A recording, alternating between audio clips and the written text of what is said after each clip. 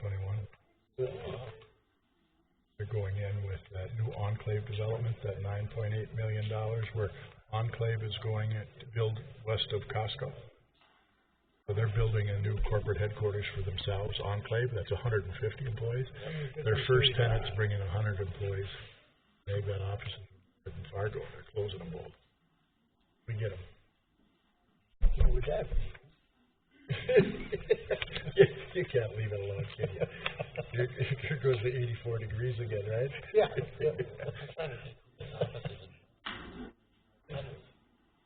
Oh, shut the hell up, you guys. I'm not supposed to tell you.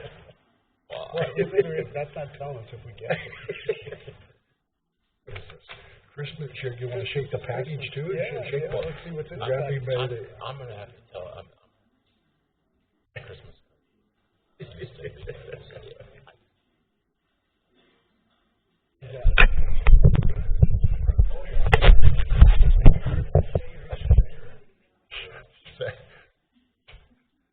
There you go, right. Good evening, ladies and gentlemen. Welcome to the West Fargo City Commission meeting, November 18th. Please join me in a pledge of allegiance. I pledge allegiance to the flag of the United States of America and to the republic for which it stands, one nation, under God, indivisible, with liberty and justice for all. Thank you. First order of business is to approve the order of the agenda. There are a couple of changes. I would call to your attention on the consent agenda, items I and J, which is a schedule for a public hearing on December 2nd for both of them. Or just for the general public's knowledge, there will be public hearings on those dates. The other item that we have is there will be an item 9A on the regular agenda, a resolution providing funding for the issuance of $55,930,000 refunding improvement bonds, Series 2019B. That will be presented by Mr. Shockley. That will be item 9A. That is all the changes I have, Commissioners. Make a motion to approve. Thank you, Commissioner Jurdebig. Is there a second, please? Second. Commissioner Olson seconds. Been moved and seconded to approve the order of the agenda with the amendments. Is there any further discussion? Hearing none, we'll proceed to vote. All those in favor, please signify by saying aye. Aye. Opposed? Motion carries. Thank you. Item C, approval of the minutes of November 4th, 2019. They have been distributed. They are in the packet. They are in pages 2 through 4. Move we approve. Thank you, Commissioner Olson. Is there a second, please? Second. Commissioner Jurdebig seconds.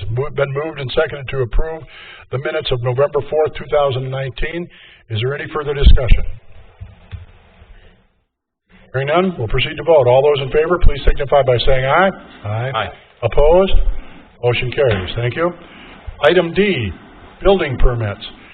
The building permit report has been distributed to the commissioners and is also in the packet for the public to review.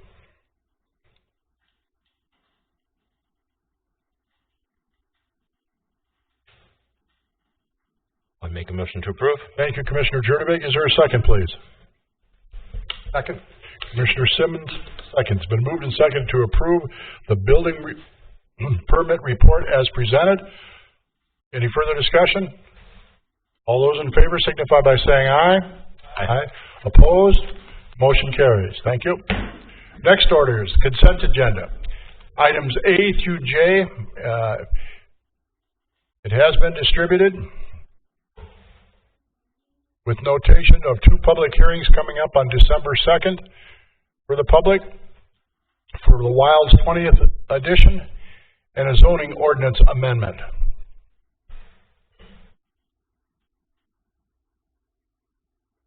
I move we approve the consent agenda. Thank you, Commissioner Olson. Is there a second, please? Commissioner Thorstead seconds. Been moved and seconded to approve the consent agenda as presented. Is there any further discussion?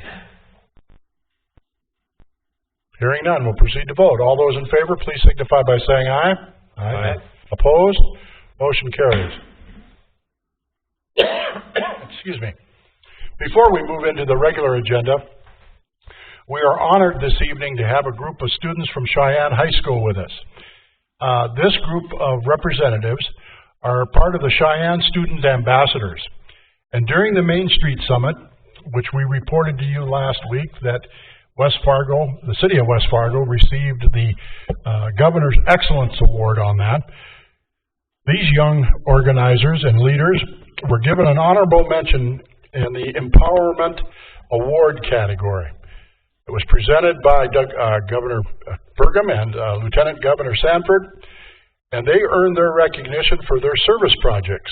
And a number of those service projects were a haunted house, a fundraiser to purchase inclusive playground equipment for the community, children's book drive to benefit Afro-American Development Association, and a 2-day of compassion events that had the ambassadors working and learning alongside elementary children in our community. I think this is a terrific thing, and I'd like to welcome those folks to come up front now. We have some certificates that we're going to share with you and your group as presented by our City Commission. And Commissioners, I'd like you to join me. They'd like to have a photograph.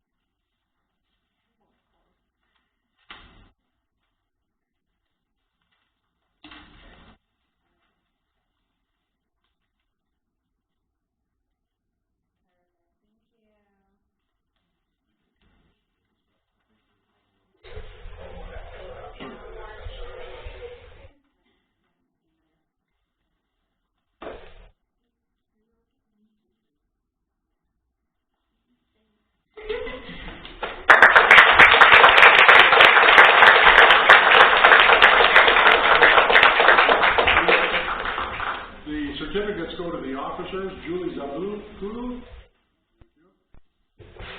Amber Rep Brown, congratulations, Earl Salisbury.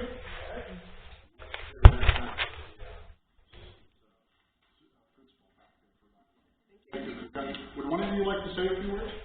Tell us a little bit about what you did? Please. Okay, so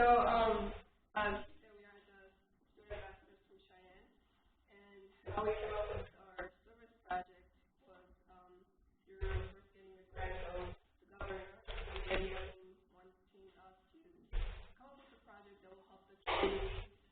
And we came up with the opportunities at play, which is essentially a project that we wanted to raise money to help get some playground equipment that we're able to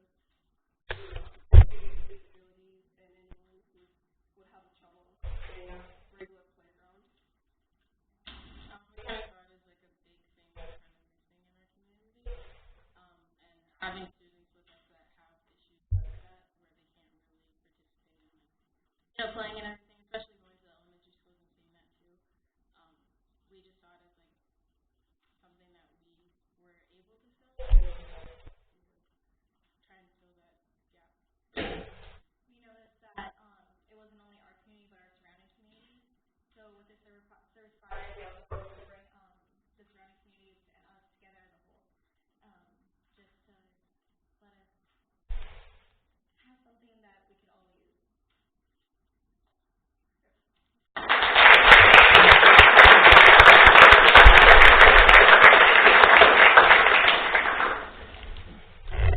Thank you again. You make us all very proud. Moving on to the regular agenda. the first item of business is at 5:30, a public hearing for the proposed resolutions approving petitions and the vacation of buffer easements in Eagle Run 3rd and 4th editions. Mr. Shockley. Thank you, Mr. President, members of the West Fargo City Commission. Tonight you have before you a public hearing for proposed vacation of buffer easements in 3rd and 4th edition of Eagle Run. You'll recall as part of the Sheyenne project, we acquired significant amount of right-of-way along this area, and one of the requests of the property owners was to vacate this buffer easement. It is a unanimous petition to have the buffer easement vacated. However, as part of the statutory process, we're required to hold the public hearing even though it's a unanimous request.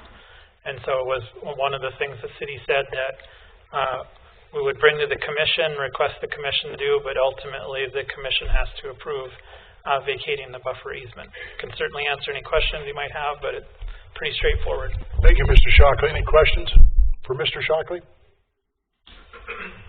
All right.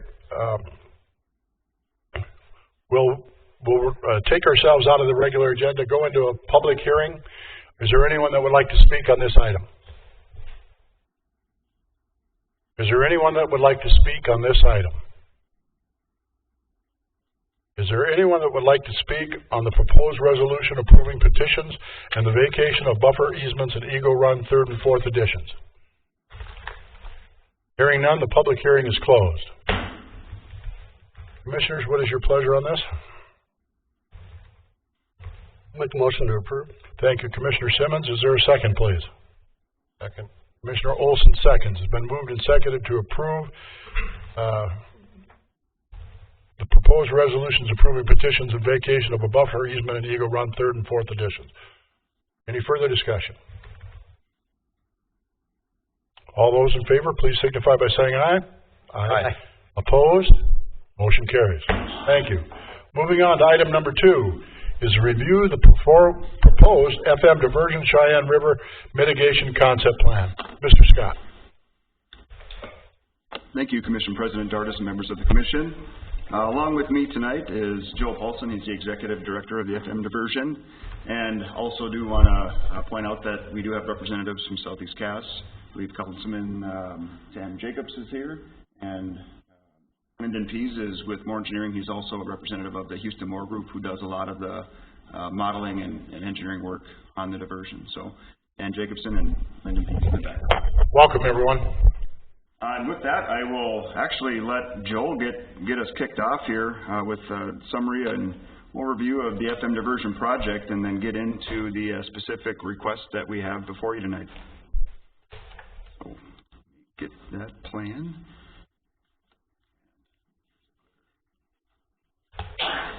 Thank you, Mr. Scott. Mayor, honorable commission members, thank you for having me here tonight. My name is Joel Paulson, the Executive Director for the Diversion Authority. As Mr. Scott had mentioned, I'm here tonight to talk about a proposed change to the Sheyenne River Diversion Channel that would have beneficial effects for both the Diversion Channel project as well as the Sheyenne River Diversion Channel. So I'll do a hopefully brief presentation. We'll be able to take some questions at the end and answer anything that you folks might bring forward. So I know that we have a couple screens here. Some of the maps are going to have some small lettering, so if I need to stop, just let me know and I can point out anything on those maps. As you know, the FM Diversion Project is a regional flood protection project for the metro area. It will provide 500+ year flood protection for our metro area. That protection, that level of protection is recommended by the Red River Basin Commission for communities that reside adjacent to the Red River. This is also the first split delivery P3 U.S. Corps of Engineers project in the nation. A lot of innovation has brought our project to where it is today, and there's a lot of eyes at the national level on this project as far as performance, delivery, and how that relates to schedule and budget. So it really is truly a groundbreaking project. What I'm here tonight to discuss are some potential environmental mitigation benefits for our project. As you may be aware, to do a project of this magnitude and this size, we have to change the environment. And one of our requirements in doing that is to provide additional habitat, additional environmental mitigation measures to offset our physical impact of our project. And so we're constantly looking for ways that we can incorporate different changes into our environment to offset the effects that we have based off of our physical footprint. One of the proposals before you tonight is some changes to the Sheyenne River and how it operates in relation to the Sheyenne Diversion Project and the Red River Diversion Project. So what we're proposing and changing here would adjust some of the flows both in the Sheyenne, the Diversion, and the Sheyenne Diversion Project.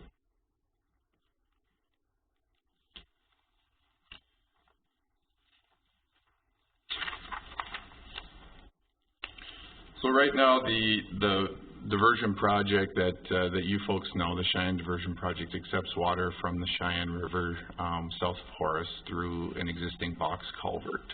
That box culvert meters water through the Sheyenne River through the city of West Fargo, ultimately connects up to the Sheyenne Diversion Project that goes around West Fargo. And during high flows, as you know, there is positive control on the Sheyenne River that basically shuts off flow through West Fargo and diverts the entire flow to the diversion channel. What we're proposing here is to remove those positive flood control barriers and allow a set amount of water to continue to flow at all times through the city of West Fargo. I'll explain some of the technical specifics on how we'll meter that water and how we'll ensure that it will never get above a certain level, and a level that will continue to still provide positive drainage for your storm sewer system, and not provide any negative flooding impacts to the residents that abut the river. So the first area that we're looking at would be south of Horace, would be the removal of the box culvert structure that's currently in place. The way that we intend to mitigate against this is through the use of our aqueduct structure on the Sheyenne River. So as the Sheyenne crosses the diversion channel, there's actually an aqueduct that collects and funnels the water over the diversion channel. Prior to the water getting to the aqueduct structure, there's a spillway that dumps any excess water into the diversion channel itself. So that aqueduct can only handle a certain amount of water, and that's how we're intending to meter the amount of water that comes into the Sheyenne and the Sheyenne River Diversion Channel, if that makes sense. We're also proposing to do some environmental mitigation along the Sheyenne River in Horace. There's an oxbow that we're intending to re-engage with the river system itself.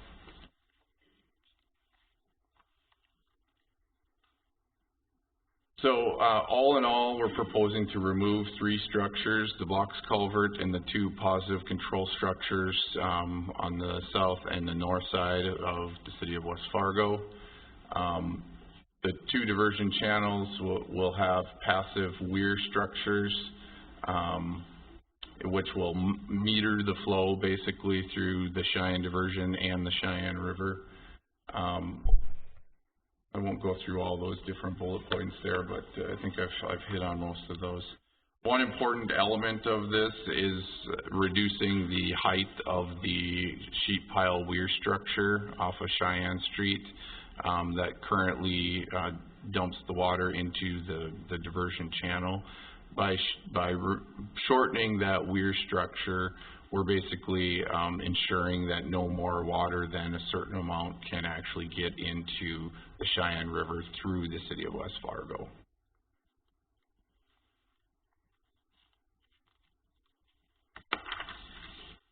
So I'll just highlight a few of the technical specifics about the aqueduct structures themselves. Right now, the way it's designed, the current minimum flow is 1,200 CFS. The current maximum flow is 2,200 CFS. With this proposed change, we're proposing a maximum flow of 1,500 CFS through the Sheyenne River Aqueduct. That will allow a benefit for us to build a smaller structure, but it will also benefit the Sheyenne River Diversion and the Sheyenne River through Horace and West Fargo by limiting the amount of water that can enter that system. As I mentioned before, removal of the culvert and baffle structure requires the aqueduct width to be reduced. A variable weir structure that diverts water into the FM diversion upstream of the aqueduct would be required. Now, we are proposing providing positive shutoff on the aqueduct itself.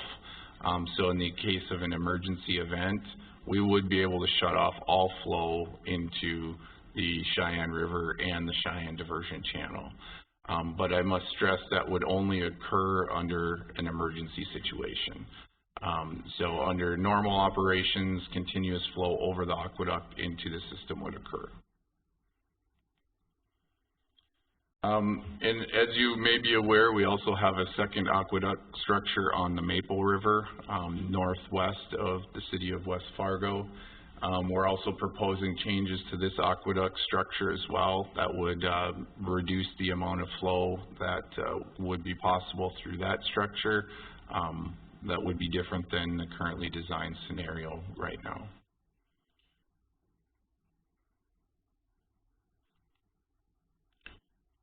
Before you here on the screen is a schematic of what the overflow into the diversion channel would look like. So flow comes from the bottom of your screen to the top. The rectangle is the aqueduct structure itself. You can see the variable weir structure off to your left. That is the spillway into the FM diversion channel for any excess flows above and beyond what would be acceptable through the aqueduct structure itself. The yellow gate at the top of the rectangle, that would be the positive shutoff that could be implemented under any sort of emergency conditions that we may have. And that would shut off the entire flow into the internal drainage systems. So with that, I'll turn it over to Dustin. He's provided an overview from the technical standpoint and how that relates to the city of West Fargo, and then we'll open it up for some questions from the commission. Thank you. Thank you. All right, thank you, Joel, and thank you again, Mr. President Dardis, members of the commission. So I'm going to pick up where Joel left off. He briefly went through the goal here is to improve the environmental state of the Sheyenne River, and so really this is a big deal for us. We're talking about a modification to a system that we have used frequently over the last 27 years, and it's tried and true. So I just want to point out that this has been a very serious point of discussion, one that we've been working on pretty extensively over the last several months with the technical teams to go through and analyze these things. So what I want to lay out here is there really were a handful of critical elements that needed to be satisfied before we could really get to a point of even considering this particular plan. And the first one here, as you see in red, is the most critical. The FM diversion must be operational, in place, certified to the point where we are out of the floodplain before any modifications can be made to our existing flood protection project. Number two, the cities and the entire city level of protection shall be equal or greater than it currently is. And Joel just covered this, the FM diversion project needs to incorporate an emergency positive closure, where a few months ago that plan didn't have a closure system in place. We have worked with the review agencies and the other authorities here to basically get that closure tentatively approved, so that there is under an emergency situation the ability to close off those flows and protect West Fargo. Number 4, the maximum allowable flood or maximum allowable flow rate through the older part of West Fargo, the city north of I-94, shall not exceed 700 CFS. This is really the amount of flow in the river at which we are at a critical point in terms of positive hydraulic grade line, the ability to drain locally into the river. We have a lot of neighborhoods that are tied through a gravity culvert system.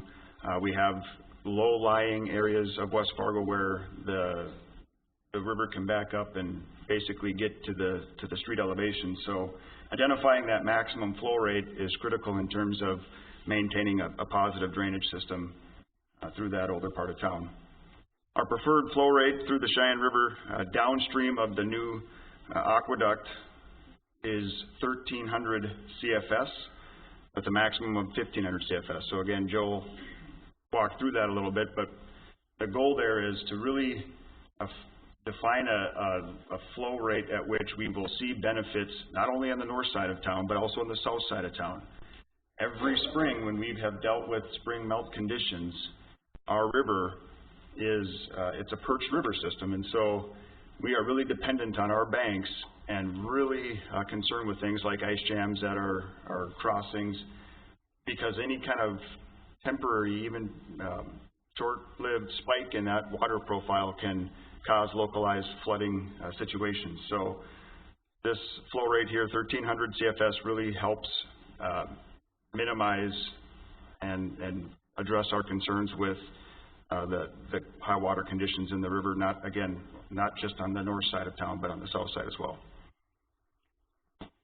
And then the flow reduction on the Maple River system and any other measures taken to prevent tailwater from backing in to the city. And when I say backing in, I'm talking waters that are on the north side of West Fargo have the ability to come back up through the Sheyenne River channel. So whether it be the Maple River, the lower upper Rush rivers, or again the Red River even, when they have high water scenarios, that eventually can back up through the Sheyenne River. And so we're evaluating the proper measures to take to avoid, again, a high water situation, because again, today our north gate prevents that water from backing into town. So those are the 6 real critical elements that we wanted evaluated and resolved before we would take this to the commission for consideration. On the bottom here, I did put in a couple notes. One, there will be an MOU drafted between West Fargo and the FM Diversion Authority, and John can correct me if I'm saying any of that wrong, but this is basically a document that will be in place which will effectively allow the city to have an opportunity to sit down in discussions and help decide how things like the emergency positive closure will be implemented. If and when there's a state of emergency, how will it be implemented? How long would it be closed for? You know, certain technical parameters regarding that emergency closure system. So, and I have more detail in a couple slides here on that. And as I've mentioned, the FM Diversion Authority consultants have conducted a pretty extensive analysis, at least from a preliminary standpoint, to basically ensure that these conditions are satisfied. I'm going to go through this one quick because we've talked through it as we went through this presentation so far, but ultimately I'm just identifying the notable problems or concerns that we have with our existing system. Again, it's a tried and true system, but there are nuances and or concerns that we have, and ultimately, you know, things like the riverbank stability, being able to allow a continual flow of water will help that situation. There's operation and maintenance. We've certainly used the diversion system pretty frequently, and there's consequences in terms of operating and maintenance costs.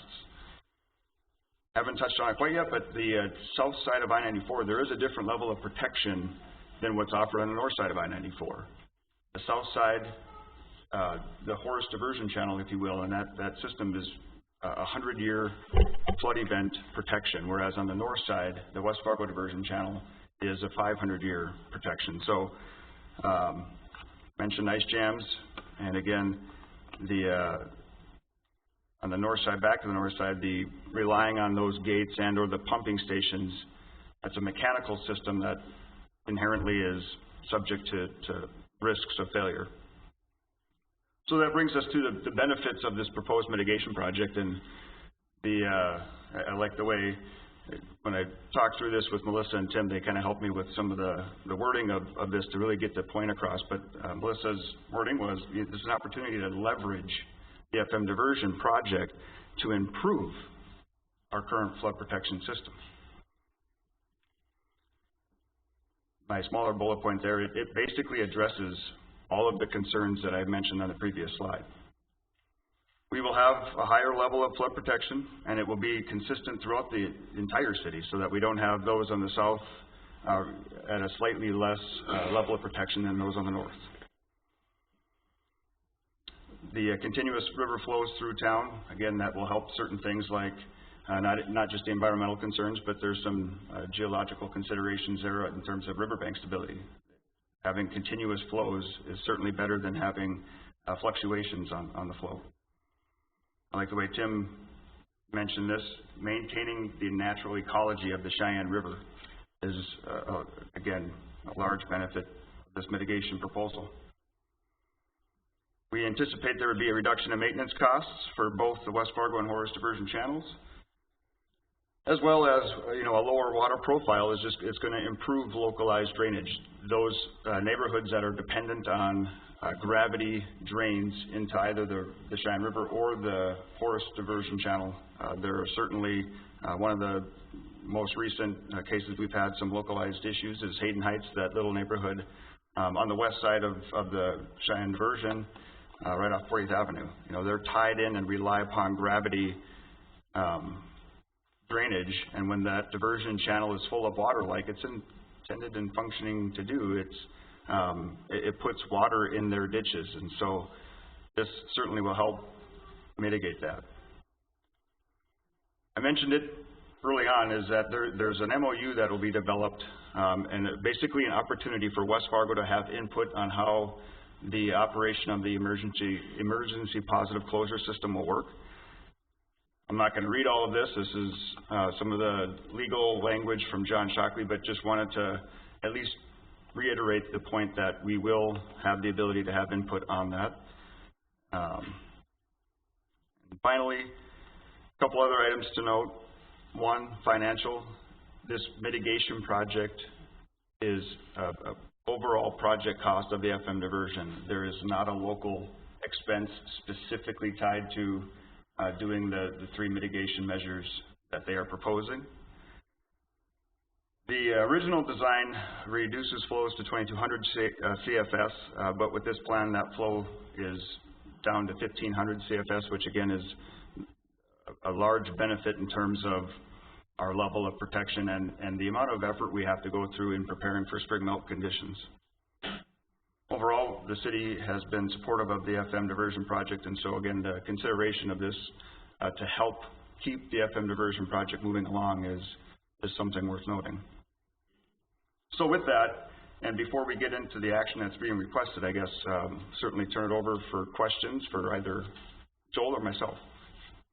And again, we do have Dan Jacobson with Southeast Gas and Lyndon Pease from the technical aspect if you have questions for them. Commissioner Thorsten? I just want to reiterate I think one of your first points was that this mitigation work will not commence until the FM diversion is operational and certified, so West Fargoans do not have to worry about having a time period where we do not have flood protection and would have to purchase flood insurance, correct? Yes, that is correct. Yes. I'd like to acknowledge that Commissioner Thorstad has been a longtime member of the Diversion Authority representing the city of West Fargo, so we've always had a voice and a vote at the table. And now City Engineer Mr. Scott is also on the technical team, joining Moorhead and Fargo's engineers team. So, are there any questions for Mr. Paulson or Mr. Scott?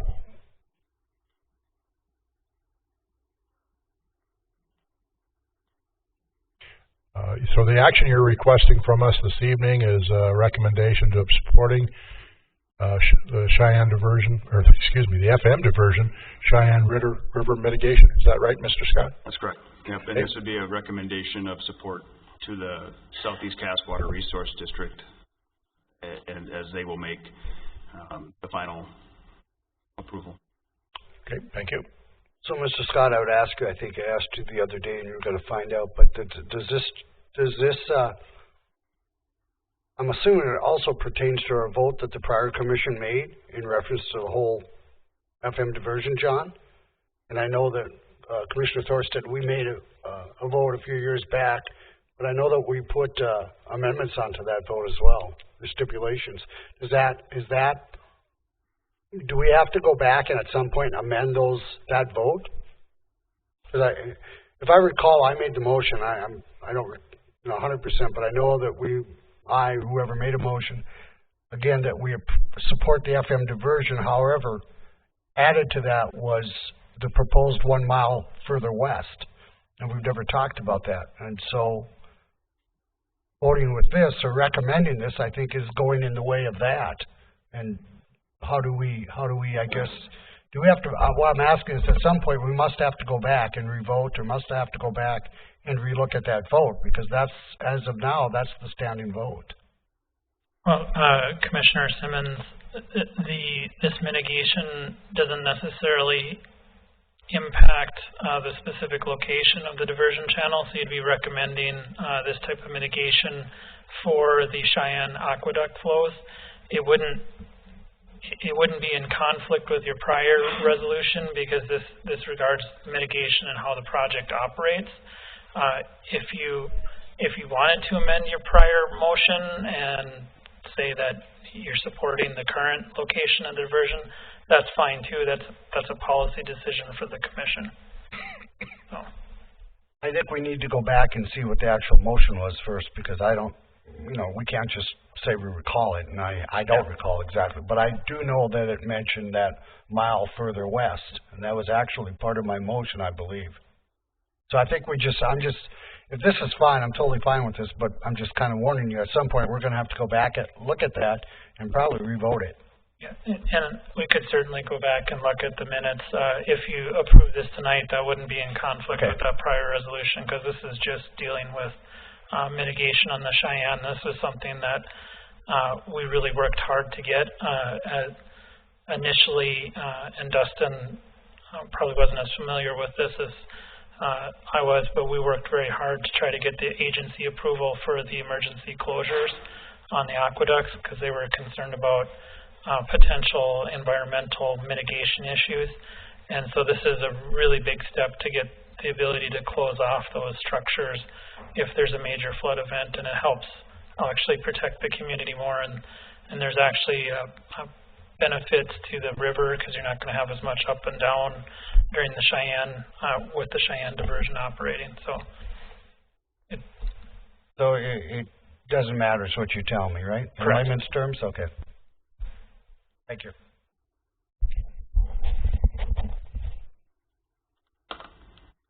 Your pleasure, Commissioners. I'll make the motion to approve. Thank you, Commissioner Olson. Please. Second. By Commissioner Jurdevik. Been moved and seconded to provide a recommendation to something I don't have it in front of me. I'll pull it right back up on the screen here. Thank you. The FM Diversion Sheyenne River Mitigation Concept Plan. Been moved and seconded. Is there any further discussion? Hearing none, we'll proceed to vote. All those in favor, please signify by saying aye. Aye. Opposed? Motion carries. Thank you, gentlemen. Thank you very Mr. much. Paulson, thank you for joining us. Mr. Jacobson, thank you for joining us. Thank you, Mr. Mayor. I'd like to just add, and thank you, Commission. This is a win-win for all. This restores important ecological benefits, increases flood protection for West Fargo, and ultimately saves money for the FM diversion. So I thank you for your approval tonight. Thank you, sir. Just one quick question, if I can. Just for the public's knowledge, what is the rough timetable of the project as we stand today? I'm glad you asked that, Mr. Thorstead. Right now we're anticipating taking bids for the channel construction in the fall of 2020 with anticipated construction starting the spring of 2021. That would be a 6 to 7 year time frame for the channel construction. And the Corps of Engineers has also created a schedule to mirror the completion of the channel with the completion of the southern embankment. Now, some risks there would be the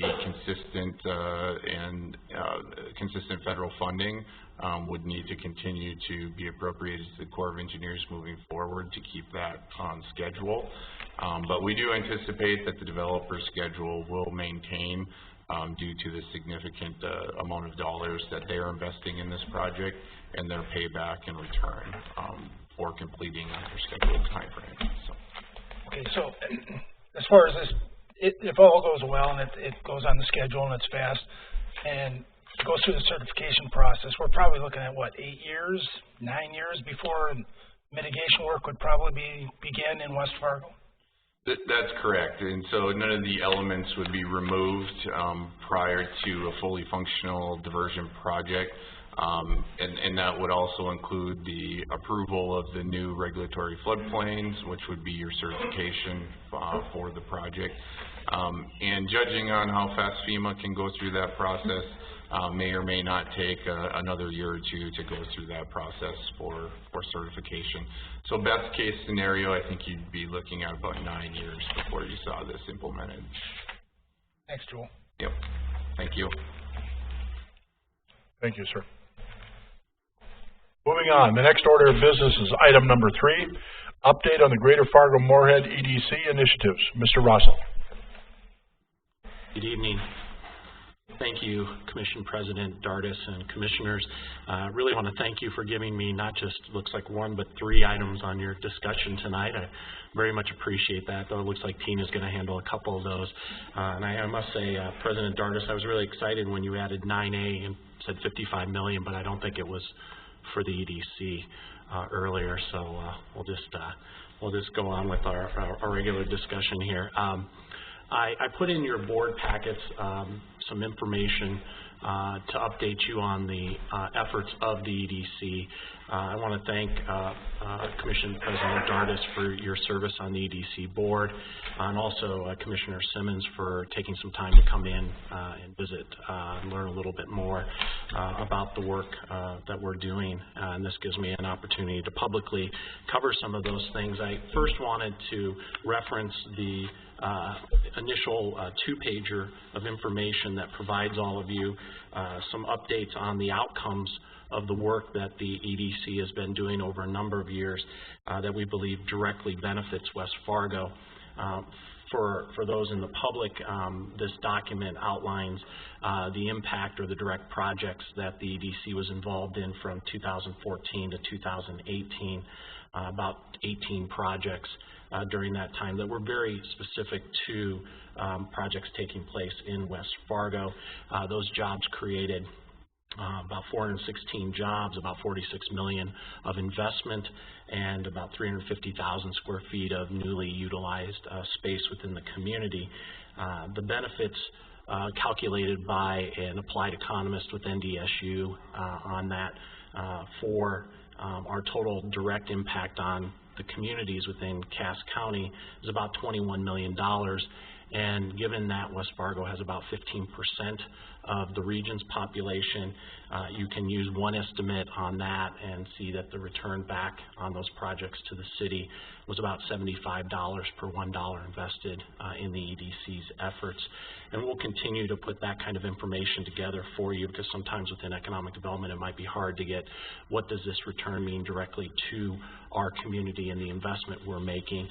So for example, you can see on the additional information provided that just this year there have been 5 projects that our organization has worked to support companies in their expansion in West Fargo: Industrial Rubber Supply, True North Steel, Harvest Profit, K&K Construction, and a new company relocating out of Minneapolis, St. Paul called Relocator. So the total investment to date, just on those projects, about $6.8 million, a little over 30 jobs committed by these companies to add in the marketplace. And I'm happy to say that at this point this year for our region, we've helped assist 26 different companies with projects within the regional economy, adding over 530 jobs that these companies expect to hire in the near future. Obviously, they're already hiring some folks, and about 500,000 square feet of additional space.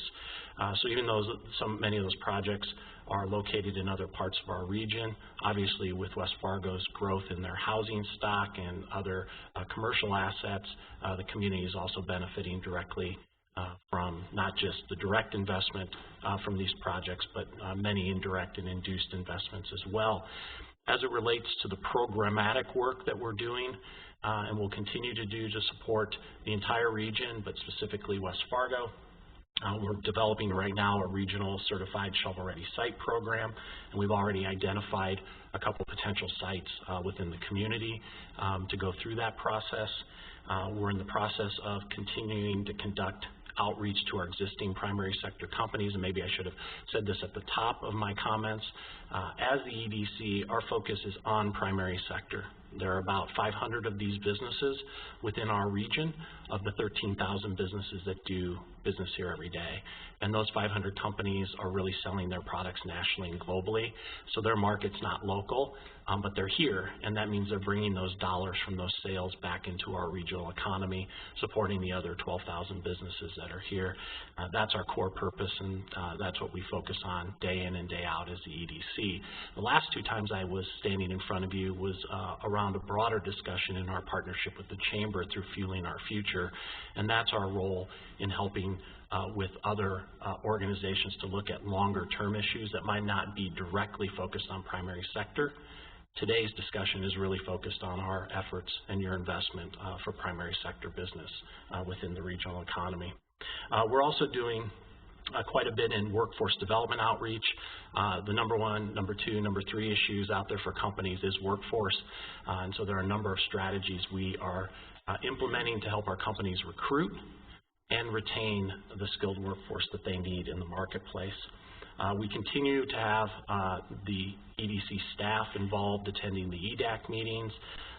We're also just produced a document that we call our Smart Book. This gets sent out to all primary sector companies, the banks in our communities, all their loan officers receive these, and it gives them a highlight of all the different financial assistance, workforce development, and other programs that these companies can use to grow here within our region. And specifically in this is West Fargo is the only city with its own specific grant program in our region, so we market that when we're talking to companies who are interested in locating here or expanding here. And if this is something that you'd be interested in getting a copy of, we'd be happy. It wasn't in your board packet, but we'd be happy to give that to you. Could I see that, please, real Yeah. quick? While you're... Thank you. The other items in your packet are one, and I'll just hold up here, is just a one-pager front and back. What this document is it outlines obviously what our focus is as the EDC, but it also highlights where our key relationships are. We couldn't do this work, obviously, without our cities and the investments of the cities and counties and public sector, but also a lot of other nonprofit organizations within the region. Emerging Prairie, our regional Red River Valley public policy initiatives through the Valley Prosperity Partnership, and I mentioned Fueling Our Future earlier, our partnership with the Chamber. So this document helps to show the connections in the core work that we're involved in and the partners we work on to accomplish those specific initiatives. And we also list a number of other partnerships, whether it's with the HBA, our universities, United Way, SBDC, and others within the marketplace. We get a lot of questions where people say, what do you do different than X, Y, and Z group? And this has helped us to explain specifically what we do and why you and others invest in us, but also how we're connected and aligned with different groups to accomplish bigger issues for our regional economy. And then lastly, We have our goals as an organization, but you need a plan to get to accomplish those goals.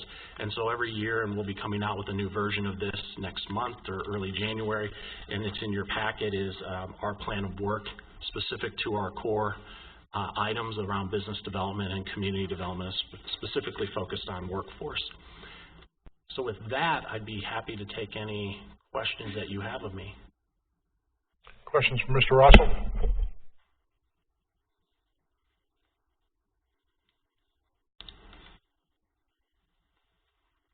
I see, Mayor, they're on here one more time, correct, for funding? Yes, down below. So Number 8 and number 9. I will reserve my questions for them. Okay. Thank you, sir. Thank you. You bet. Appreciate it.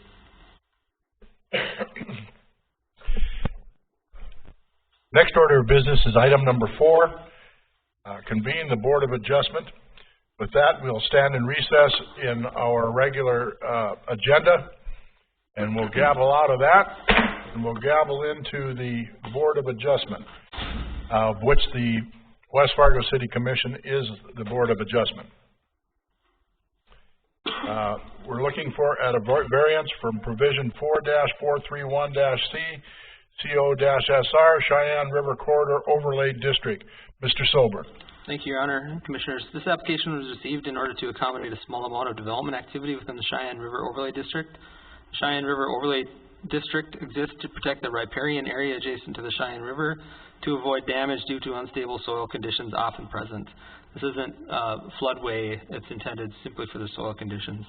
The city has established restrictions which prohibit development within 100 feet of the established riverbank. That riverbank is to be established by the city engineer, unless it can be determined through soils analysis by a qualified geotechnical professional engineer, which is required to be reviewed through consideration of this variance. Comments from the engineering department are accepting of the analysis, given the development does not encroach into the required 50-foot minimum, and that an analysis has been provided which concludes that the development shall exceed minimum factors of safety typically employed by the U.S. Army Corps of Engineers as requirements for embankment stability. Staff is recommending approval of the variance on the basis of the findings provided in the staff report before you. Planning Commission held a public hearing and reviewed the application at their November 12, 2019 meeting and have referred the following findings of fact for consideration of appeal for the variance.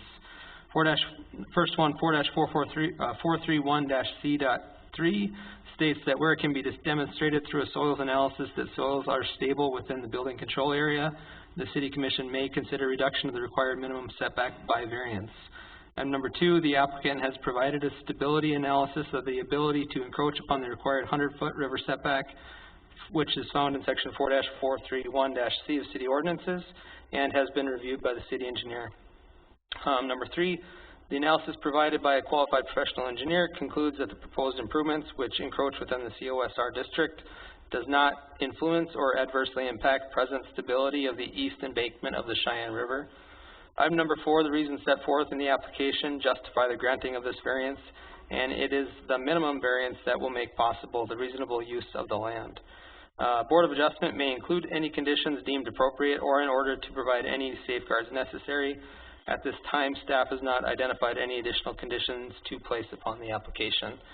I'm kind of detailed on that because the Board of Adjustment is intended to act as a sort of quasi-judicial board in this matter, not based upon any goodwill of the community or of Bobcat. And I also do kind of stress on a lot of this because the city is increasingly scrutinized on the stability of the riverbank, and I want to ensure the commission that we employ a tremendous amount of scrutiny when reviewing such items.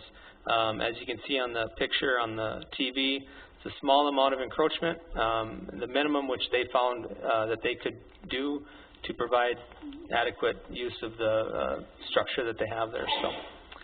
With that, I'm available for any questions and would refer to Mr. Shockley on any formal legal questions of the Board of Adjustment. Gentlemen, questions of Mr. Colbert?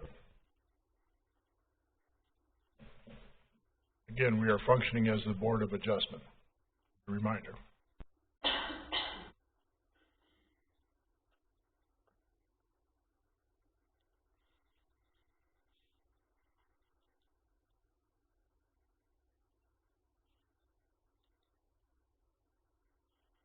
I have a motion. Do we make that motion now, Mayor, or do we go back into the regular board and make it? No? Yeah, I'll make the motion to approve with the 4 conditions. Thank you. Is there a second, please? Second. Commissioner Thorstead. It's been moved by Commissioner Simmons, second by Commissioner Thorstead, or variance from provision 4-431-C, CO-SR, Cheyenne River Corridor Overlay District.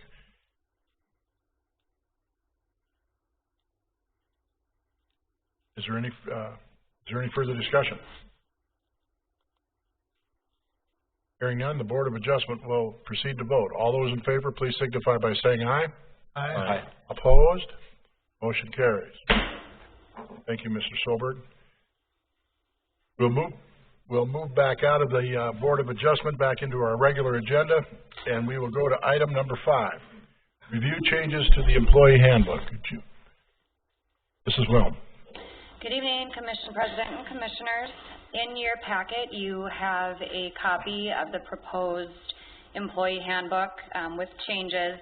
Most of those changes are just updating verbiage, doing some cleanup. I did provide all of you with a summary of those changes as well. So I am available if you have any questions. Thank you, Mrs. Wilm. Questions for her? I have, Mr. Simmons.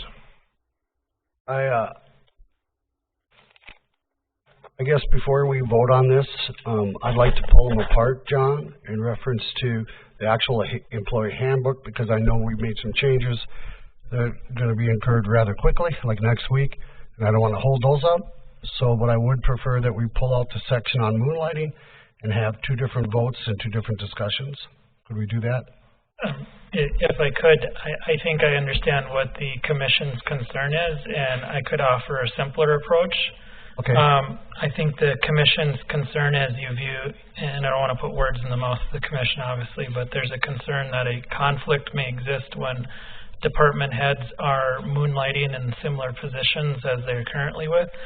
So if that is the concern of the Commission, I would suggest if you approving the manual with the following language added to section 2.07, that it is the policy of the City of West Fargo that a real or perceived conflict of interest exists when a department head engages in outside employment in the same field in which they are employed with the city.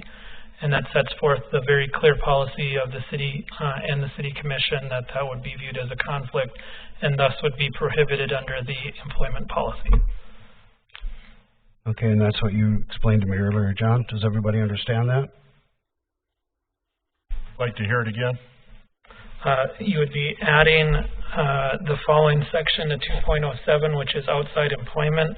It is the policy of the City of West Fargo that a real or perceived conflict of interest exists when a department head engages in outside employment in the same field in which they are employed at the city. And under the 2.07, if a conflict of interest exists in city employment with an outside employer, they can't have that position. So in essence, you would be prohibiting any type of employment in a similar field by a department head, if that is your intent. Yeah, as you described it, I think that will work for everybody, or at least for me. The emphasis on department heads. Correct. It would only apply, that policy would only apply to department heads. So in other words, if our city employees want to go out and they want to work at the mall or something to get extra money, they're okay to doing that, correct? Correct. Okay. If that be the case, if there are no questions, I would make a motion that we approve the employee handbook with the amendment that John just described. Been moved by Commissioner Simmons. Is there a second, please? Second. Commissioner Jurdovic seconds. Been moved and seconded to approve the changes as presented this evening by Mrs. Wilm, with the addition of 2.07 regarding the term moonlighting as amended by Mr. Shockley. Is there any further discussion?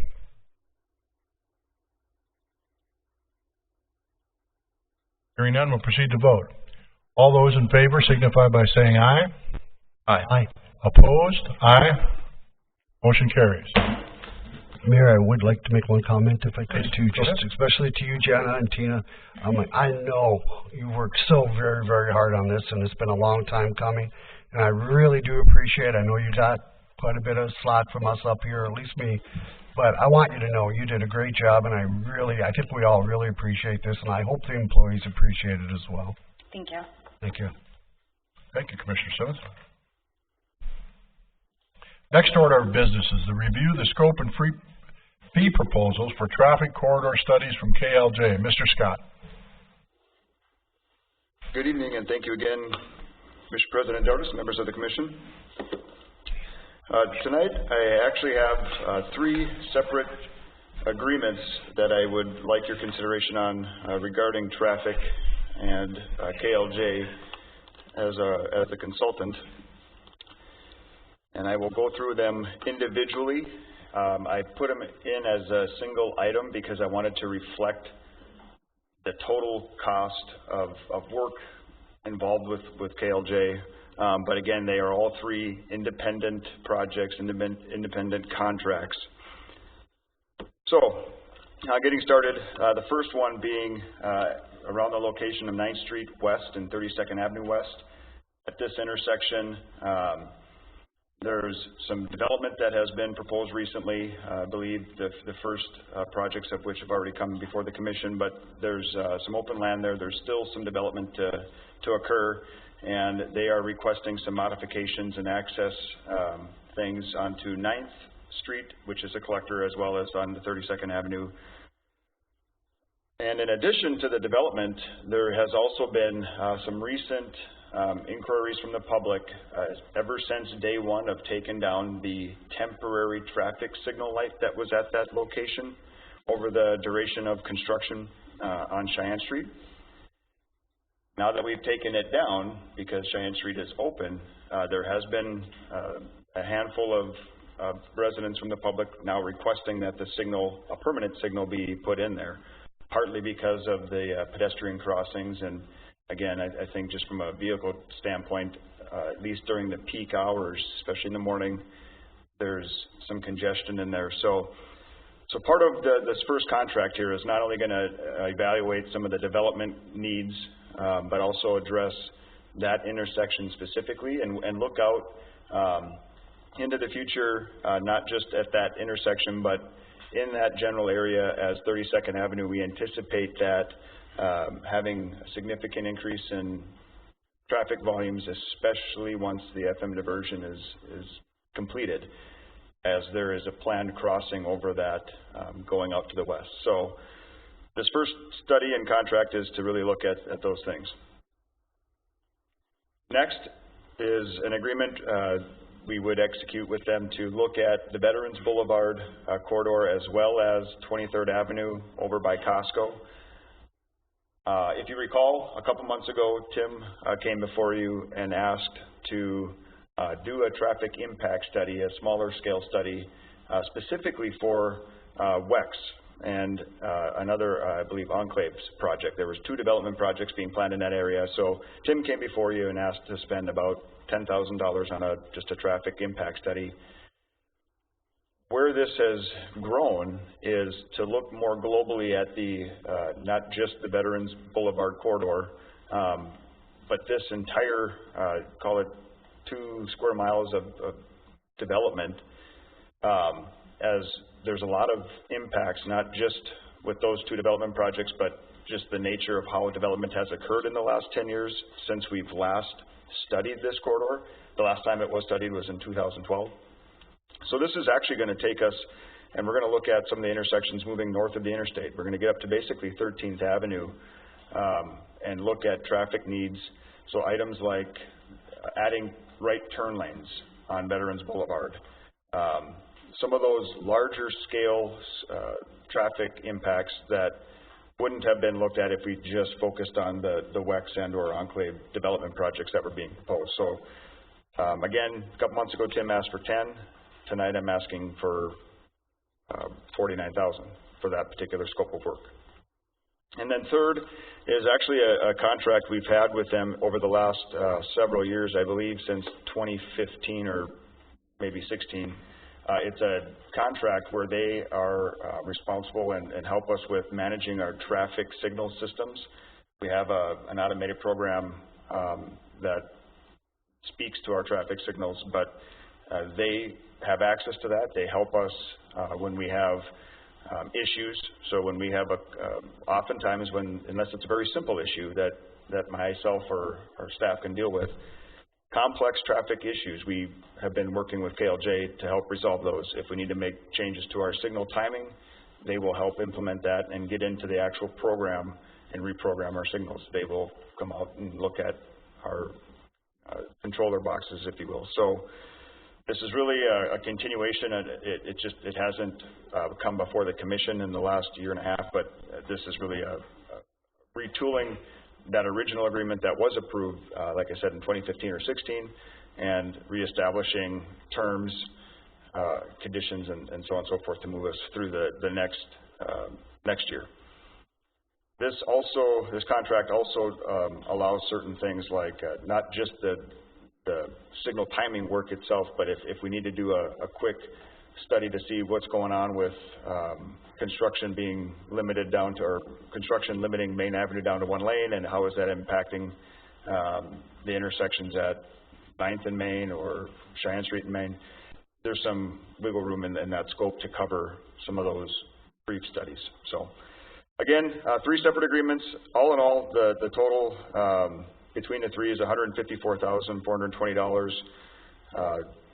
And again, at this point, I'm asking to authorize and approve all 3. But again, if you want to single out one, discuss it further and or approve them on a single year basis, I'm fine with that too. So at this point, I'll open up for questions. Commissioner Thorstad. Regarding the Veterans Boulevard study, obviously a lot of that abuts with Fargo, and West Fargo has part. I mean, is there any coordination required there? Is Fargo doing their own thing? Are we working together to do it together? Because we can't just do it on the west side and let the east side. Great question. At this point, yes, there'll be coordination with them. There is, when we originally built Veterans Boulevard, we planned ours out in stages. So we only built what we at the time determined to be necessity. In 2012, we identified mid and long-term improvements that will be needed. On Fargo's side, they constructed the full Monty right up front. So kind of what we just went through with deciding what to do with Sheyenne Street, where we decided let's build it all right now, even though the traffic might not be there to support it. We know it's coming, so we're building the full section. So things like adding right turn lanes and other improvements that may or may not need to be done. There's really no room left on Fargo's side. They're essentially built out with their portion of Veterans Boulevard. So they would have no interest in at least cost sharing this scope of work. Once you get to the interstate and north, that is 100% West Fargo. And I don't know off the top of my head the specific hours and budget tied to each component within this contract. But it predominantly serves our needs and is going to look at our needs. And again, not just on Veterans Boulevard, but also 23rd Avenue. And in the development, the other network of roads in and out of that development for again, the continued business growth that we have in there, especially if I recall, WEX was planning to expand to a point of having another 1,000 employees. So things like that, it's really going to focus on our needs. And again, Fargo is at this point at their build out. Well, as long as it's congruent with them, we don't want to put 3 lanes on our side and turn lanes and put half the traffic signals in and stuff like that, and it doesn't match up with them. So I just want to make sure that we work in conjunction with them, so we don't spend a bunch of money on the study and Fargo says, no, that doesn't work for us. So. Absolutely. Yep. Understood. Mr. Scott, my question's about 9th Street and 32nd Avenue. So the action requested is specifically just for the lights at 9th Street? No, well, it's a large part of it. It's to analyze options. Well, first of all, to look at all the traffic growth that we are gonna anticipate over the next 30 years. Part of it is, a large part of it is just the intersection. The other part of it is, as the development is occurring just on the, call it the southeast quadrant, there's been specific requests from the developer to modify the medians on both 32nd Avenue and 9th Street so that they can have full access. So part of it is also doing a traffic impact study. Full access, how so? Right-ins? Right-in, left out? At this point, I would anticipate at least 3/4, if not a full access. But yes, that's what they're going to evaluate, is based on the current development being proposed, what would we be able to accommodate without a negative impact to the traffic on both of those streets. I'm confused what you're even talking about. Mayor, on 9th Street and 32nd Avenue, where's? 9th Street West, so the road that goes in front of Aurora Elementary comes up to 32nd Avenue, and over the last 2 years, we've had it signalized because of Sheyenne Street under construction. Right. That temporary signal went away, so now it's back to just being an unsignalized. Regular, right, okay, now I got it. And to the east side of 9th, there has been, I forget, about 20 acres worth of land that has sat, and now it's in the initial stages of being developed, and that developer specifically requested some access modifications, and that would have triggered a traffic impact analysis in and itself. However, coincidentally and with good timing, the public now that have reached out asking about the traffic signal itself, it just, from a timing perspective, worked out. If the developer would have been here 6 months ago, we would have been probably asking for a very specific traffic impact analysis just for the access. Because there's more of a larger issue at play, what are we doing long-term with this intersection? Because again, it is uncontrolled, and this is a relatively major intersection. What are the short-term needs, and what are our long-term plans and vision for this intersection? I have a sneaky suspicion that we get done with this thing, and from a traffic engineering perspective, it might not meet a warrant analysis to put in a traffic signal. And then with that, I would like to be able to go to the public and explain why with the professional document and reasoning behind it. So that's again, a big part of it. The other part of it is more development focused. Because I'm suspecting from being on the street commission for many years that it is not going to warrant lights there. So then we would have to do some of the process that we've done in the past, basically put them there anyways, what you're saying. Well, if that's why I would really like a professional report prepared, okay. Because if we do something like that, and as you're aware, there's repercussions in terms of eligibility for federal funding in the future. Not to say we would need federal funding to do any improvements on 32nd. Lawsuits, liability, so on and so forth. So if we just run out there today and put up a permanent signal, those are the risks that we take on. Eligibility of funding, liability issues, so on and so forth. And so we don't want to I don't want to make those decisions on my own or make recommendations to you without fully vetting through this with a professional engineering document. The signal lights were absolutely critical during the construction period. There's no doubt about it. I drove it 3 to 4 times a day. So now I haven't driven it because Sheyenne is open. Is it a 2-way or a 4-way stop presently? It's a 2-way. 2-way. Yeah. North and south. Stop. Yep. East-west goes open. continuous. Absolutely. Yep. It's not a 4-way. Yep. I just have a comment on the scope of works for Veterans Boulevard. I just want to make sure that people don't think that we rename 9th Street East north of Interstate, because that's what they've got listed. Veterans Boulevard goes all the way to 13th Avenue.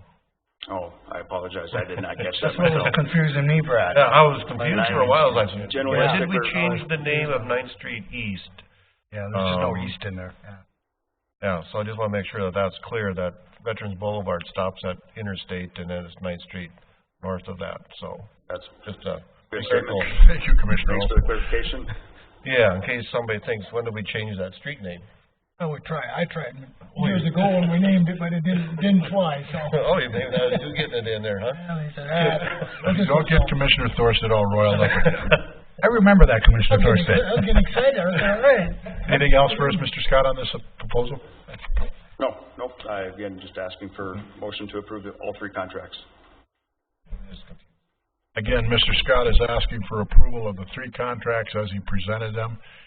Total projects are worth $154,420 for 9th Street and 32nd, Veterans Boulevard Corridor, and the Signal Timing Agreement, which is not part of the scopes of the reviews by KLJ, part of a regular contract.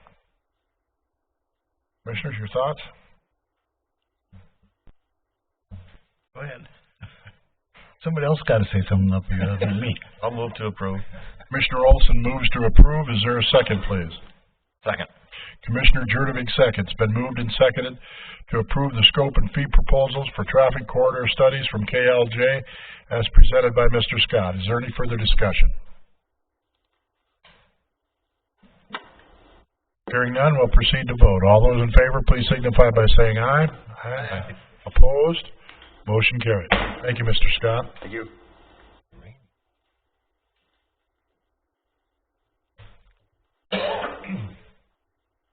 Excuse me, the next order of business is the appointment to the Cass County Planning Commission. Mrs. Fisk. Good evening, Commission President and Commissioners.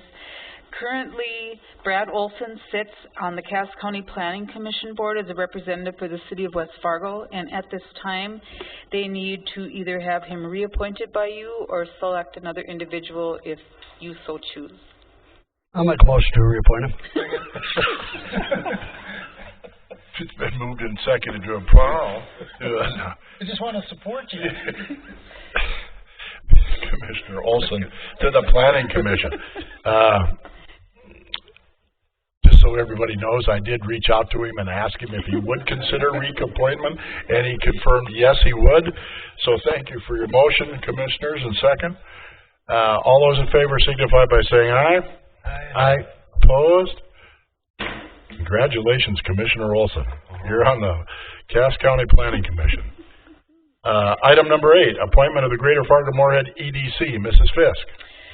Again, we have Bernie Dardis currently sitting on the Greater Fargo Moorhead EDC board, and that seat is up for renewal, and so we need you to either reappoint or choose another individual who would like to sit on that board. I'll make a motion, Mayor Dardis be on that appointment. Motion's been made by Commissioner Simmons. Is there a second? Commissioner Jurdovic seconds. Been moved and seconded. All those in favor signify by saying aye. Aye. Opposed? Motion carries. Thank you, Mrs. Fisk. Next order of business, item number 9, discussion of the 2019 support for the Greater Fargo Moorhead EDC. Mrs. Fisk.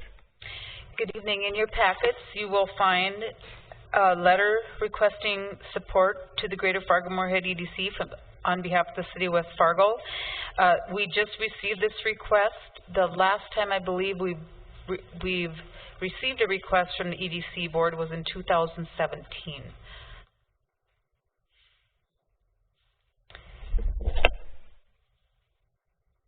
Discussion, Commissioners? Yeah, I guess I have a couple. Go ahead. Please. Questions? Go ahead. Okay, Mr. Grasko, I guess I have a question. A couple of questions for you. Is that okay, Tina? Chair recognizes Joe Rosso, President and CEO of Greater Fargo Moorhead Economic Development. Welcome, sir. Thank you. Thank you for coming back up. First, I want to acknowledge and appreciate that you met with me, as you did. I did learn a lot, and I have to tell you, I mean, things are fine. I'm not concerned with the way things are running there. I do have a couple of concerns. One of them was when we met, you talked to me, and I don't know if, I think I honestly took it the wrong way. Either that or it was too hot in your office, one of the two. But you mentioned to me that you don't work for us. So kind of explain that to me, because I know I must have taken that wrong. Yeah, maybe. Well, the EDC is made up of all of the investors of the organization, public and private, and our core mission is to serve the needs of the primary sector companies within the regional economy. So in a sense, me personally, I work for a board of directors that's made up of 30 board members that's representative of those who invest in the organization. And with the sole focus that we're here to serve those primary sector companies, and if we do that well in partnership with all those partners that I talked about earlier, we're going to grow the economy and provide the tax base for our municipalities, provide the resources for the 12,500 companies that live off the 500 that we serve directly. So that would be my... Okay, well, yeah, but I guess in reality, I'm assuming you still work for the shareholders, which is us in this case, correct? So, I mean... Well, I work for the board of directors. Well, you do yourself, correct. But your organization... Right. In essence, works... I guess when I come away from that meeting, I really didn't know how much input we actually had into your organization then. And it doesn't appear that we have a lot. As far as recommendations, as far as things that we would like to see your organization do. Yeah, I would think that anything that you or the rest of the commission or the staff would ask us to look into, if it served the mission of the organization, which is to serve primary sector companies, we would look into it. Okay, that's funny you should bring that up, because I do have a question. Sure. I guess I have a couple of them, but I'll ask this one first. So when I was looking through this brochure, I know you just recently changed your logo. Yep. And we had a conversation about that. Correct. But what I did not know is, number one, I knew in the past that we've given money. Right. I couldn't remember if we haven't in the near future, and we haven't for the last couple of years. Yeah, that actually, I'm going to have to go back and check on that information, because we had received, if it would surprise me that we did not receive funding from the city of West Fargo. Yeah, I don't think we have for the last couple of years that I recall. Or beyond. But Mrs. Fisk, would you like to respond to that? I believe when I look back, the last investment we had was 2017 for $15,000. Yeah. I'll double check that right now. How many dollars? $15,000. $15,000. Yes. Thank you. Yeah. And every member of the board, every investor in the organization invests in what we do. So I'll be happy on my own end to check on that too. Do you request the same from every entity or every No. No. How do you determine what you're asking from us compared to Fargo or whomever else you get funds from? Well, and I can speak for the 16 months I've been here. Okay, that's enough. That's fine. Yeah, so coming in, the organization's largest investor has been Cass County. Okay. To the tune of next year $700,000. Okay. Which is essence our money as well, but that's fine. Taxpayers' money. Exactly. Right. Which is our money. Right. So then we also receive financial commitments from Clay County to the tune of $100,000, from Moorhead $25,000, from Fargo $25,000, Castleton $5,000. So Moorhead does give fund this? Absolutely. Yet they didn't They fund the EDC.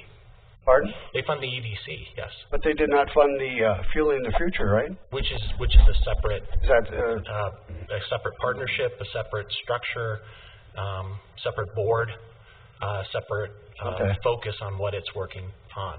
Okay, I did not know that. I just happen So to serve thanks for as a member on that because it's a joint partnership between the chamber and EDC. Yeah. Okay. Yeah. So I didn't know that. So thanks for enhancing me on that. My final question, I guess, is, and I did talk to you about this, and this still to this day concerns me, is with the logo, your new logo. Quite honestly, when I talked to Mrs. Fisk, we didn't even know you were doing that, and I think that myself, to me, we're darn near as big as Moorhead is, and we're going to fund this now again. I don't know why I don't see our name anywhere in here other than what you pointed out earlier. And I guess I'm when you mentioned to me when we had our discussion, you said, well, people kind of know where Fargo is and from Seattle to San Diego to wherever. But I don't think nobody knows where Moorhead is. So that analogy doesn't really quite, I guess, compute to the same. What I'm asking you, and I asked you in our meeting, is that I would like you to take a look at at least having something, you know, going back and looking at your logo and to somehow have West Fargo in there. I mean, my goodness, we've given, even though it's not your entity, Fueling the Future is part of your job project. I mean, you're part of that too. I'm sorry?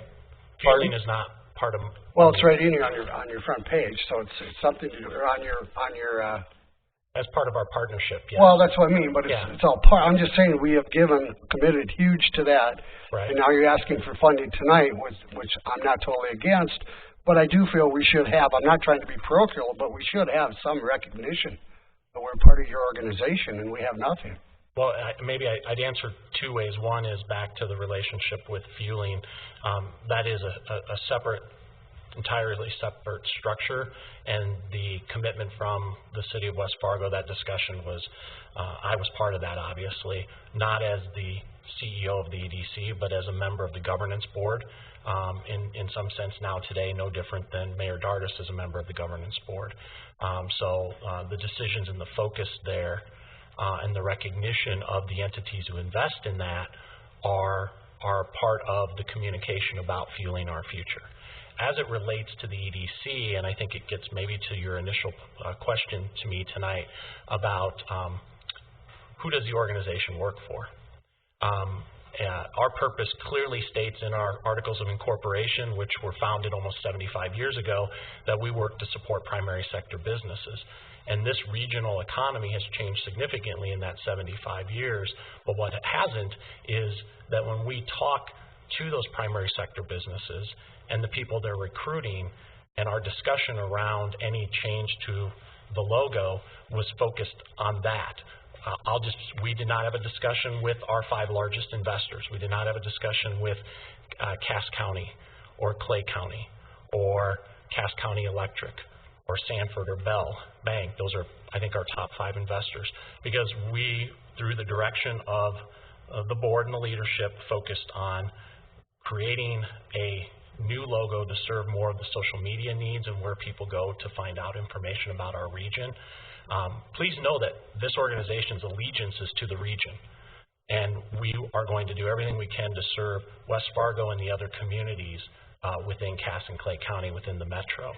So if our programmatic work is not up to par with the expectations of the staff and of you as elected officials, I would be happy to sit down and go into more detail about what those needs are. But back to the original comment that you made about who does the organization work for, it works for the investors to serve the primary sector companies here. And I would imagine that you would want us to continue to focus on the needs of the primary sector companies to help them to grow in the economy, regardless of where they're located in the region, because if they're located in Moorhead and they work for American Crystal Sugar and kids go to West Fargo, that's a benefit if they live in West Fargo. So we view this as one regional economy. How do we compete against the globe? And what are the things we need to do to attract the attention of the companies who are choosing to locate here or anywhere else to serve their clients, and the workforce that they need? Once they come into the region, no different than I did 16 months ago, and my stepdaughter goes to West Fargo schools. You find that location that's right for you and your family, and we want to make sure that when companies come here, that we're working with you and the staff to make West Fargo the place you want those companies to make that decision, and you depend on us to help you in that conversation to do that based on your vision and what you want West Fargo to be that might be different than Moorhead or different than Fargo or Castleton or any other community. Well, I think you need to look a little bit at or at least my perspective, from a citizen living in West Fargo. You know, 30 years ago, we were known as the stockyards. That's what this was. We've come a long ways from then. We're not the neighborhood city anymore. We're just as big as Moorhead, like I mentioned. You know, some of the stuff, to me, belittles us, and it makes us feel like we're not really part of this big organization, when in actuality, we are. We're very thriving, very growing over here, and all I'm asking you is to give us a little attention, a little recognition in return for what we give to you folks, and I just honestly don't see that and haven't for many, many years. Okay. Mrs. Fisk? I just want to make the commission aware that I was wrong. I was looking in the wrong fund to where the bill was paid, we've paid them in 16, 17, and 18, $15,000. Those are the 3 years we've paid, so you were correct. Thank you. I've said my piece, I guess, so. Anyone else? When you sent out the logo, Joe, to Mr. Rosso, to all of us on the board, 2 out of your 5 largest investors called me immediately and asked me if I had seen this previously. And when I told them I hadn't, and they were surprised by that. You know, you sent it out about a week in advance. To all the board members. Yes, Yeah. yes, sir. My point is that some of your board members they had not seen it prior to me getting to see it for the first time either. And Mayor, that would be the case. Yeah, and they called me right away and said, how do you feel about it? And I told them how I felt about it, but, you know. Okay, just a point of information that your board was concerned about how West Fargo would react to the new logo. Board individual members. Okay. I just think, Mayor, that somebody, again, should have reached out to at least our city administrator and had some type of conversation before just changing the logo. And again, to me, that's belittling. And I have a lot of pride in our community, in our city, and our citizens. And it just seems sometimes we don't get that. And I think as a commission, moving forward, we are at the point where we need to start demanding that we get that respect as well. Because we're not a small community anymore. In fact, I highly think in a few years we'll overpass Moorhead in population. And we're sure doing a hell of a good job right now and everything else. So that's all I'm saying to you, Mr. Haskell. Any additional comments? All right. Thank you, Mr. Ross. Thank you very much. We appreciate you coming out. What's the pleasure of the commission with regard to the ask from the Fargo Moorhead Economic Development Corporation for $15,000 for the year 2019? And I would make a point in future, these requests, because of a budgeting process, we would hope that that would come in March, April, or May at the very, very latest for our budgeting process. Mr. Rosso, please. I think Commissioner Simmons was just trying to get Siri to make the motion. So.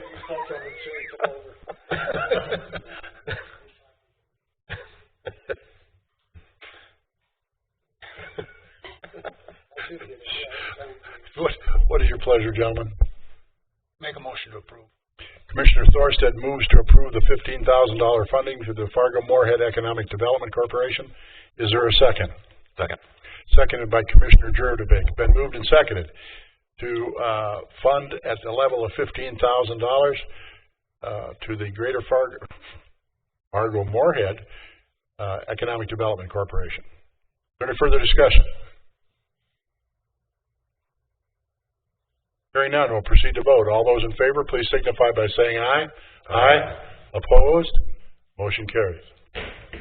Thank you. Next order of business.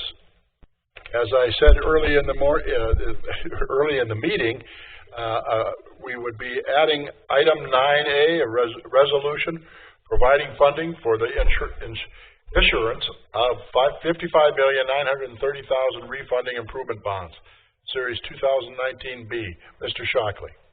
Thank you, Mr. Commission President. I believe that the resolution had been sent to you earlier. There was this miscommunication about getting this on tonight's agenda. Mike Manstrom from Doherty and Company was not able to make it tonight because of some icy roads out by Bismarck. Tonight, we're asking you to authorize us to proceed with the sale of $55 million of refunding improvement bonds. There's 2 components. The first component is to refund some prior issues. It's like redoing your mortgage. Those 3 issues are the 2010B issue, 2011C, and 2012A issue. Currently, we're projecting present value savings of about $1.3 million for those issues, or over the life of the bonds, it'd be about $2.3 million. That amount may go up a little bit, it might go down a little bit. In total, there's about $21 million of bonds that are being refunded, and there's approximately $34 to $35 million of, depending upon the final sizing of the issue, of refunding new money that would be issued. We're projecting anywhere from 3.5% to 4% on the interest rate. This is the parameters resolution, much like the last bond issue we did. We're trying to time the sales of bonds to a better date. And so tonight you would be authorizing a pricing committee consisting of the president of the commission, the city administrator, and the finance director to meet and review bids on the day that we receive bids. It would be an open meeting if anybody is interested in attending. I've never had anybody actually attend one, but the public's certainly welcome to. You review the bids, you award it to the lowest bid, and the new money portion is for improvements and construction projects that have already been completed. So the checks have already been written, so to speak. This is just financing those issuance. So we'd be asking for a motion and a second to approve the parameters resolution. The maximum interest rate, the bonds could not exceed 4.5% interest rate. We think that's probably high, but we just wanted to set a maximum interest rate. The par value can exceed $65 million. What the par value means is the face of the bond. Sometimes in the market you'll get what's referred to as a premium. And sometimes, well, all the time, we've always applied that premium to buy the bonds down. So the net cost of the bonds is lower, but the face value is higher. I did want to draw your attention to one item on the parameters resolution. After all of the meetings regarding special assessments, one of the directions by the commission was to reduce the interest rate on special assessments from 1.5% above the bond rate to 1%, and this resolution reflects the policy direction given by the commission. Thank you, Mr. Shockley. Are there any questions of Mr. Shockley?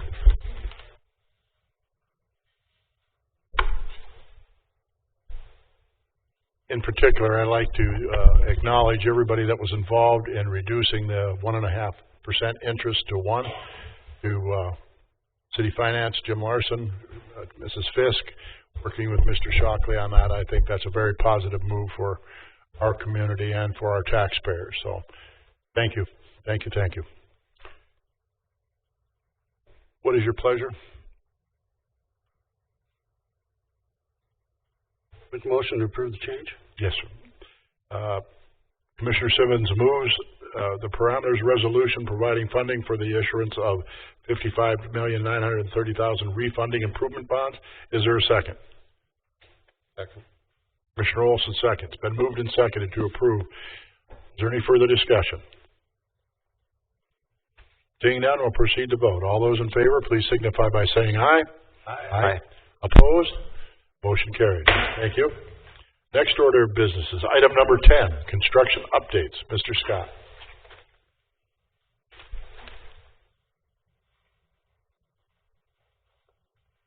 Thank you once again, Commissioner President Dardis and members of the Commission. I'll be brief tonight. Really, there's not a lot of citywide construction activity going on. Touch on Cheyenne Street, the traffic signal system is really the big focus right there to get everything interconnected and talking to each other and working in sync. So we're working with our contractor and consultants on getting the signal systems up and running. The other large area of focus has been in the private sector, actually, some of the commercial and even residential building projects that have been going on, just dealing with some of the nuances that go with that and trying to keep what oversight we can. We have some individuals that are really going above and beyond their current job descriptions. Our utility locators, Benji, to name one, is certainly doing a great job as much as he can to keep with it, and he's in the audience tonight, so I just wanted to get some of that recognition. But so actually, it's kind of a unique thing. We're a lot of focus on that private side, which is a little odd for this time of year. But so other than that, construction updates. Again, like I said, most of our other projects have really kind of subsided. Not much activity. Thank you, Mr. Scott. Any questions for Mr. Scott? Just a comment that Cheyenne Street is, I've heard rave reviews over Cheyenne Street, almost to Chief Police, maybe we need to get a little more patrol out there, but it's like an Audubon.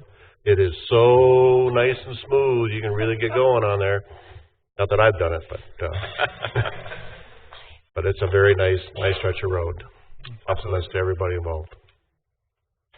I would also like to compliment Benji and Chad Bender. There are a couple of issues that the public was reaching out to me in the last couple of weeks, and we put it in Benji's capable hands, and I told him to tell the head of NSP or XL Energy that he ought to bring his own rake and I'll bring my own shovel, but that's going to get fixed before the winter, and I didn't have to get involved any more than that. Benji took care of it for us, so thank you, Benji.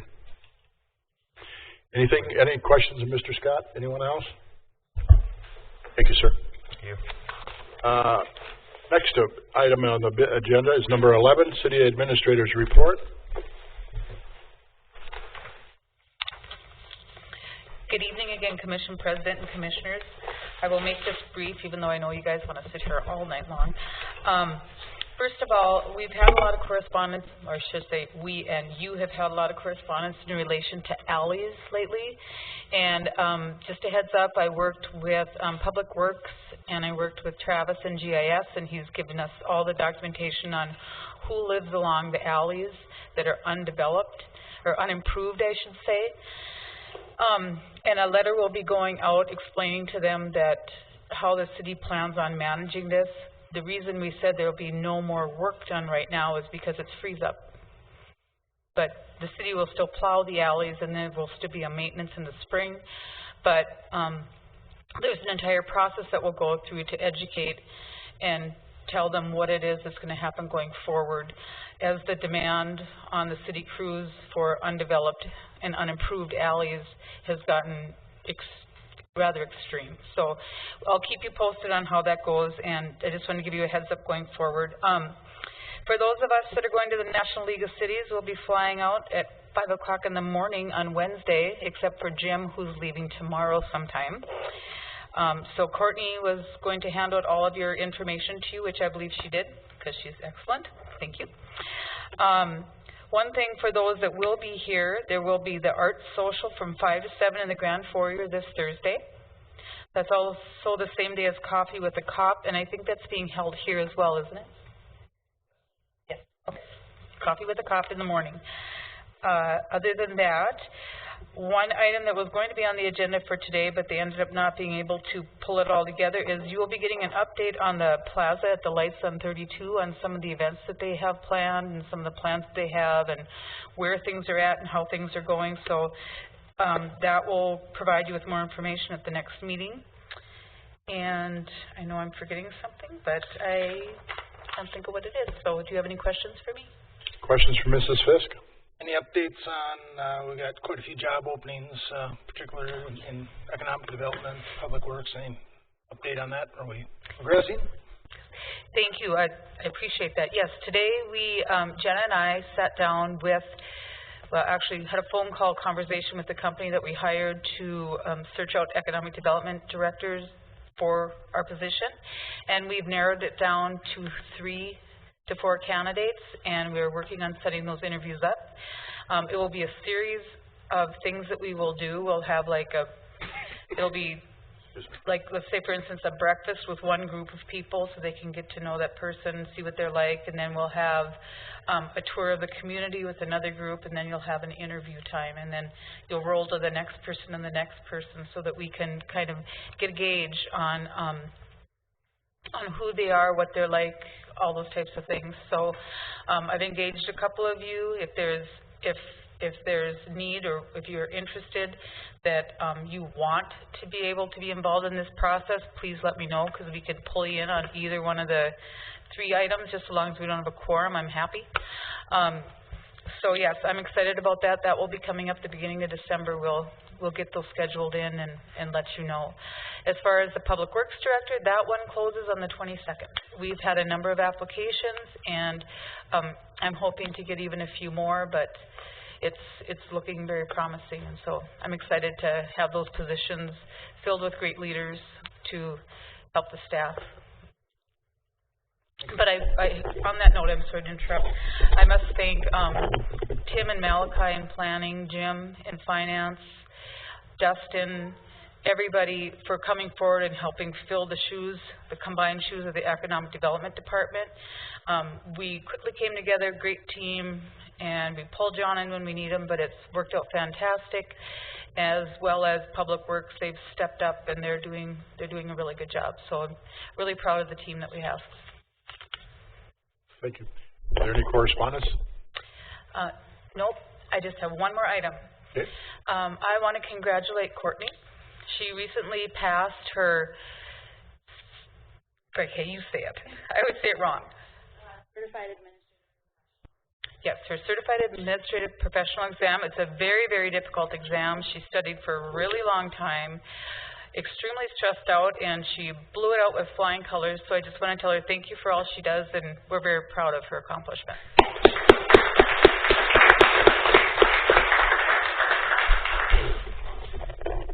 Are there any non-agenda items that you could come before the commission this evening?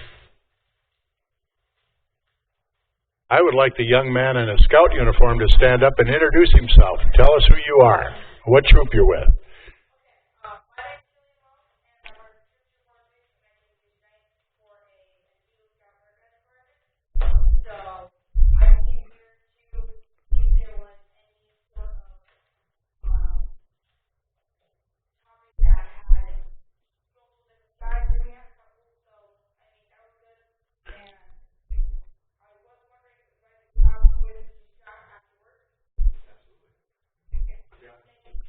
Thank you for coming. Welcome.